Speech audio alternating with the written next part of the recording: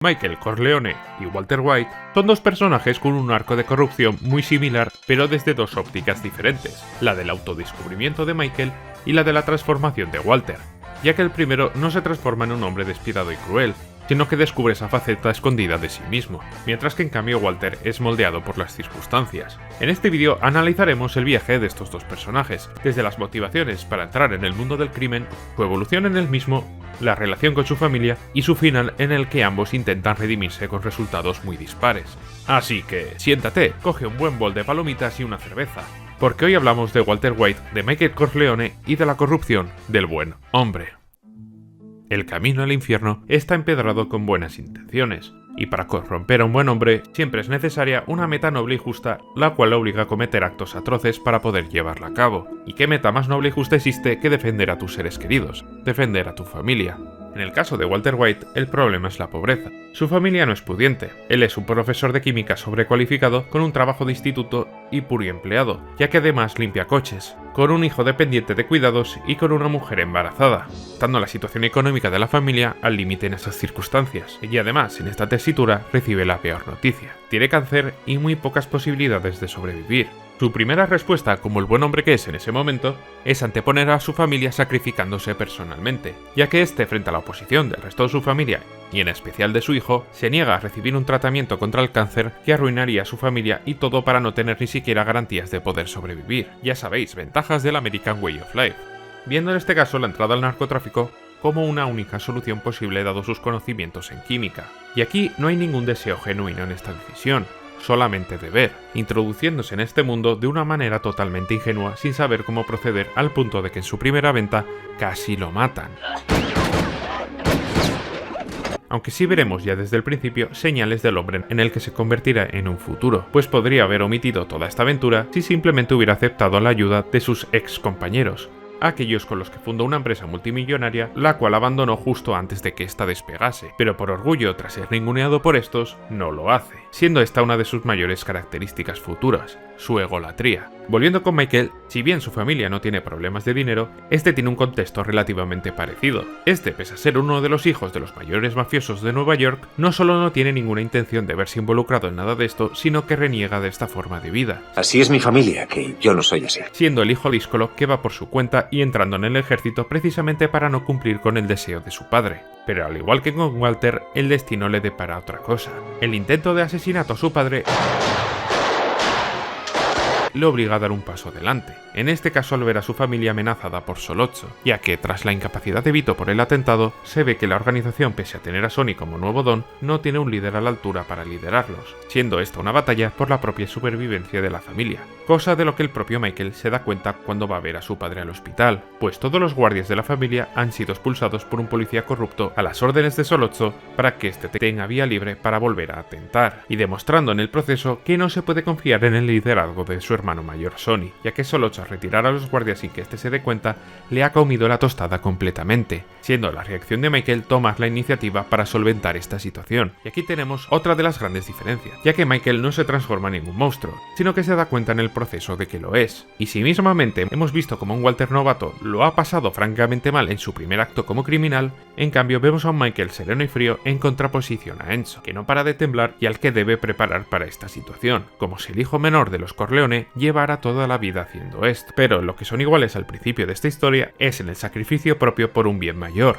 Walter con su mítica escena en la que espera pistola a mano en la carretera, o Michael fingiendo ser un matón para ahuyentar a los asaltantes. Ambos se enfrentan a lo desconocido por su familia. Y es que la historia de estos dos personajes, que se convertirán en el villano de su propia historia, empiezan irónicamente como los héroes. La corrupción de ambos personajes será diferente, pero su inicio guarda cierta similitud. El primer acto con el que comienza su corrupción es cometido por fuerza mayor. Walter, tras la infructuosa venta en la que casi muere y en la que mata a un criminal por envenenamiento en defensa propia, toma como rehén al compañero de este, Loco 8, un hombre que casi le mata antes. En un principio, tanto Jesse como él tienen la intención de asegurarse de que no es un peligro y liberarlo, y parece que será así, ya que Walter y él congenian, lo cual hará que lo que tiene que suceder sea aún peor, ya que todo era una mentira. Walt cae delante de él desmayado a causa de su cáncer, rompiendo un plato en el proceso, lo cual aprovecha este para coger un trozo con el que atacarle en un futuro.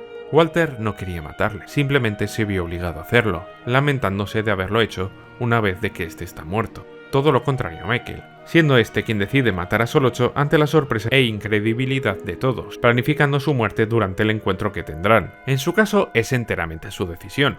A ver, sí, lo hace por su familia y por deber, pero a diferencia de Walter, el cual lo mata en defensa propia porque si no, él moriría, Michael sí que tiene cierto margen de maniobra y puede decidir.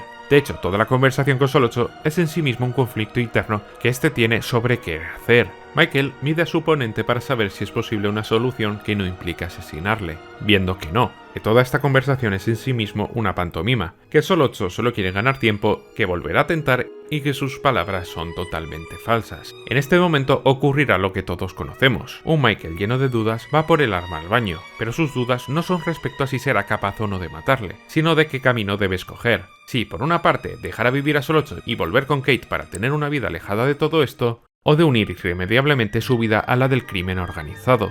Todo esto en una escena magistral, pues cuando Michael se sienta de nuevo a la mesa, Solocho le habla mientras que este va poco a poco abstrayéndose en sus pensamientos y sus dudas, mientras que las palabras de Solocho van ahogándose con el ruido del tren que cada vez es más alto, y la cámara hace zoom en Michael hasta que explota.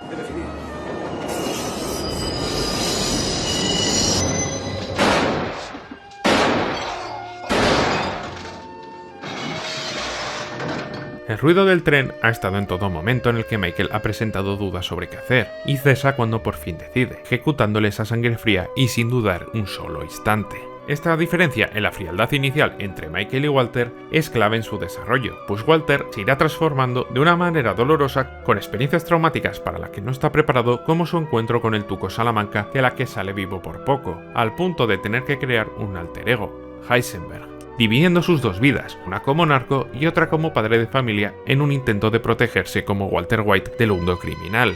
De esas experiencias ha aprendido que él como Walter no está hecho para este mundo, adoptando otra apariencia que simboliza esta transformación, y a su alter ego, con su pelo rapado y su icónico sombrero, lo cual funcionará tal y como veremos cuando confronta al Tuco Salamanca. Let me get this straight. I steal your dough. Break the piss out of your mule boy. And then you walk in here and you bring me more, man? Woo, that's a brilliant plan, isn't it? You got one part of that wrong. This is not meth. Y en este caso ambos personajes le cogerán el gusto a esta vida, pues ambos tienen la opción de salir de esta y no deciden hacerlo, hasta que es demasiado tarde al menos. En el caso de Walter es aún más evidente, pues pasa de ser un hombre apático y casi muerto en vida, tal y como lo era antes de entrar en este mundo, a convertirse en un hombre sádico que disfruta de lo que hace. De hecho, Walter consigue muy pronto su objetivo, especialmente cuando empieza a trabajar para Gus, logrando unos muy altos ingresos y más dinero del que podrían gastar él y toda su familia en toda la vida, además de seguridad física, puesto que ya no tiene que jugarse el tipo con matones y camellos. Walter en ese momento ha ganado, pero no le es suficiente. Por su ego no se puede permitir ser el segundo de nadie y se enemista con su jefe, en un proceso en el que pone en peligro a su propia familia para enfrentarse a él. Y es que precisamente su ego le puede a tal nivel que calcula muy mal su pulso con Gus y pierde en primera instancia, obligándole a huir con su familia, siendo esta huida frustrada involuntariamente por su mujer. The money, Skylar. Where is the rest? Skylar, where is the money? En una escena que rompió totalmente a Walt y que supone su muerte definitiva para dar paso a Heisenberg.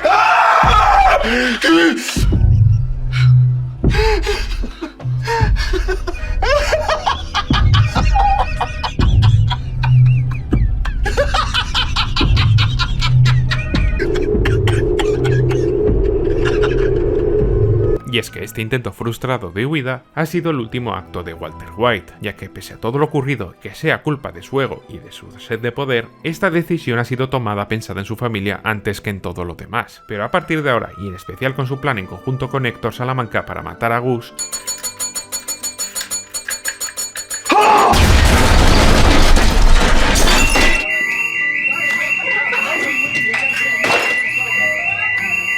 solo existirá Heisenberg. Además, que en el auge de ambos hay ciertas similitudes en las matanzas que deben conocer. O me diréis que no veis cierto paralelismo entre los asesinatos a los presos por orden de Walt a cómo acaba el Padrino 1 matando al resto de las familias rivales. Puro cine.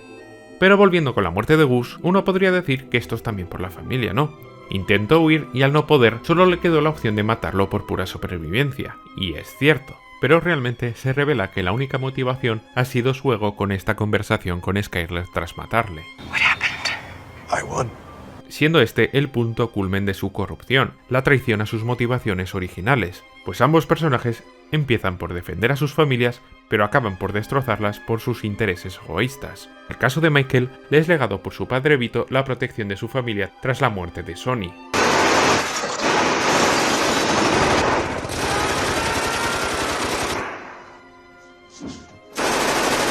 Y en especial la de Fredo, el único miembro de buen corazón de los Corleone y un completo imbécil, el cual no sabe pensar por su cuenta. ¿Y qué es lo primero que hace Michael al ser el nuevo Don? Pues matar a su familia política, Carlo, el marido de su hermana Connie, en venganza por la muerte de Sonny, habiendo sido perdonado previamente por su padre, el cual le protegió mientras que vivía. Pero si bien esto es relativamente justificable por la muerte de Sonny, Michael durante la segunda entrega destrozará a su familia por su ansia de poder y sobre todo por su ego.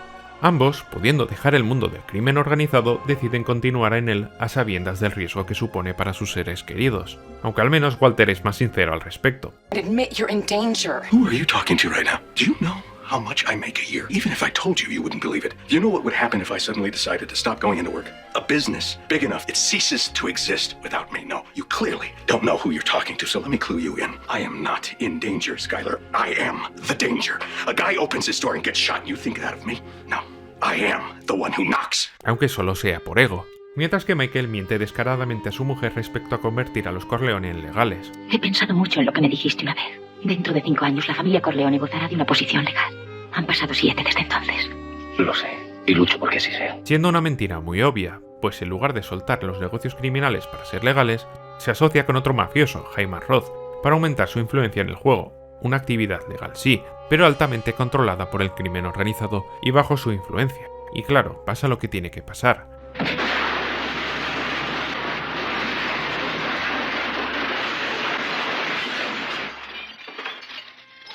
Michael, tras el intento de asesinato a él y a su familia, abandona a los suyos para irse a cobrar venganza. En este punto haré un resumen rápido para no alargarme.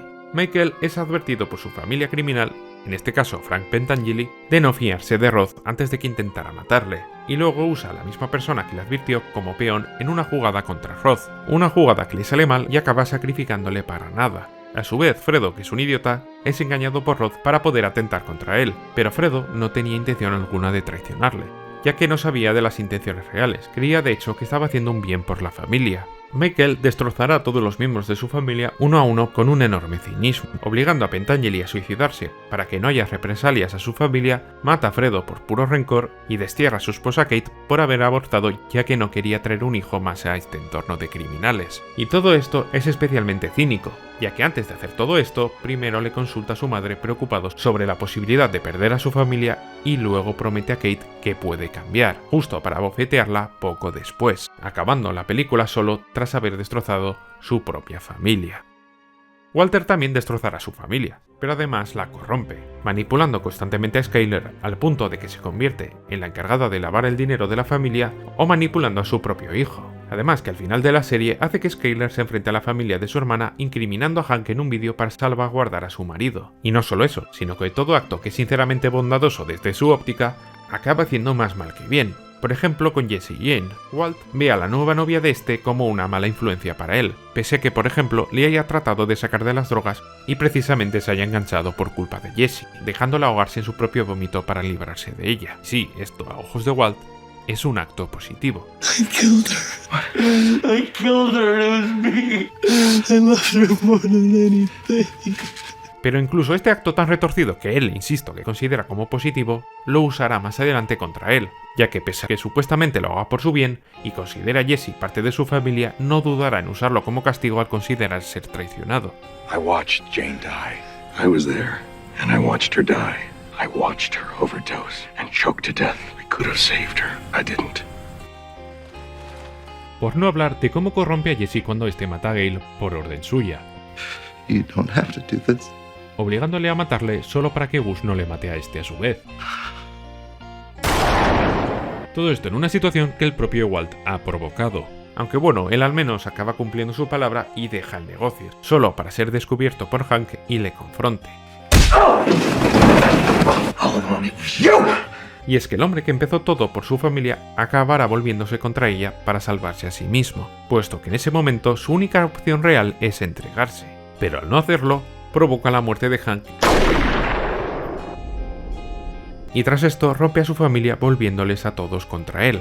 Get out! What the hell is wrong with you? We're a family! Además de fugarse raptando a su hija. No! Walt!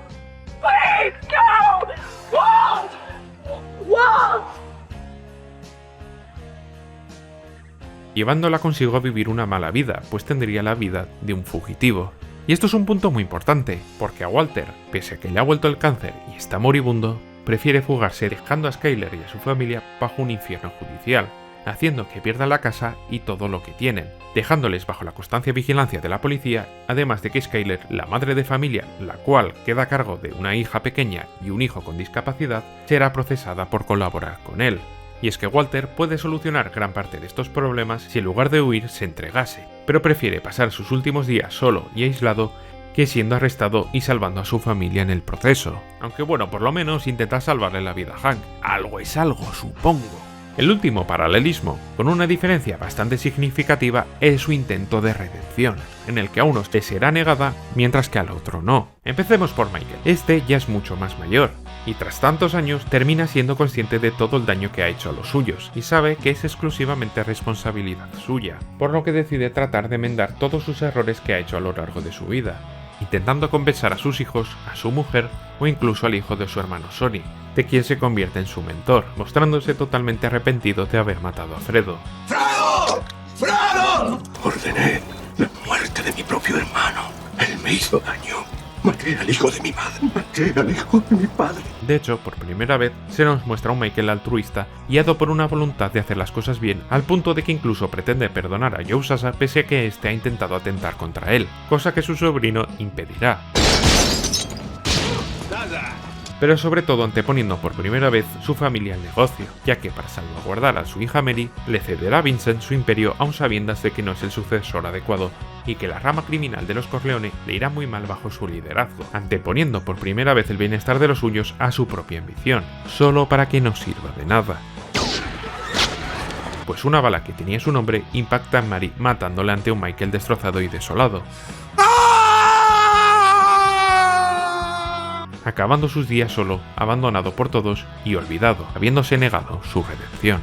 Walter, en cambio, tiene otra suerte. Este huye de la autoridad para acabar escondido y aislado de todo el mundo, solo, teniendo todo el tiempo del mundo para pensar en lo que ha hecho. Y uno podría pensar que es en este proceso cuando se da cuenta de todo el mal que ha hecho y decide enmendarlo. Aunque bueno, con Walter las cosas nunca son tan simples, puesto que su orgullo hará acto de presencia una última vez y lo determinará todo, ya que en un principio decide entregarse a la policía y llama a la DEA para avisar de su posición, solo para justo después ver por televisión cómo sus excompañeros reniegan de él una última vez, despertando como consecuencia de nuevo ese ego suyo que tanto le define, abandonando el recinto justo antes de que llegue la policía. Walter se redimirá y enmendará parte de sus errores, pero nunca de manera altruista, sino que, como no, desde su egolatría, yendo primero a por sus ex compañeros, a los cuales empleará para darles el dinero restante a su familia de manera indirecta, ya que de otra manera no podría hacerlo dadas las circunstancias, ya que, si bien gran parte de su venganza y acto de redención sea por mero egoísmo, sí que tratará de compensar sinceramente a todos aquellos a los que ha hecho daño, tal y como dice cuando va a ver a Skyler. All the things that I did, you need to understand. I have to hear one more time that you did this for the family. I did it for me. I liked it. I was good at it. And I was alive. Pero sobre todo durante el golpe final contra Jack y su banda. Pues no solo aprovechará para matar a todos, sino que también para liberar a Jesse y salvarle la vida tras ser la causa de ser capturado y otros tantos males para él.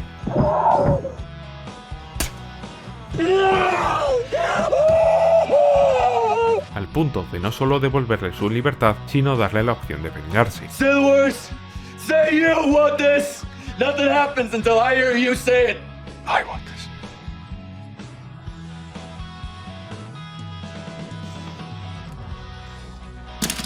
And do it yourself. Siendo el final de Walt contradictoriamente hermoso. Pues pese a que su andadura en el narcotráfico haya sido malo para todos los integrantes de la familia y para él mismo, morirá mientras que visita un laboratorio de metanfetamina, el único lugar donde ha sido feliz y se ha sentido vivo. Tras esta comparativa, queda una cosa clara: El Padrino ha sido una obra maestra de tal dimensiones que ha permeado profundamente la cultura popular, al punto que 50 años después de su estreno, y al igual que Shakespeare influenció con Macbeth y Hamlet el drama y tragedia posteriores a su obra, incluida la propia cinta de Ford Coppola, la tragedia de Michael Corleone sirve como influencia para el viaje del villano de Walter White y para construir su propia tragedia, la tragedia de la corrupción del buen hombre. Si te ha gustado este vídeo, dale un like por todo el curro que me ha dado y por la pedazo de recomendación que te voy a hacer ahora mismo. Y es este vídeo, un análisis completo de la saga del Padrino, en la que analizo a todos los personajes principales, la mítica presentación de Vito y un análisis conceptual de la saga. Nos vemos en el siguiente vídeo.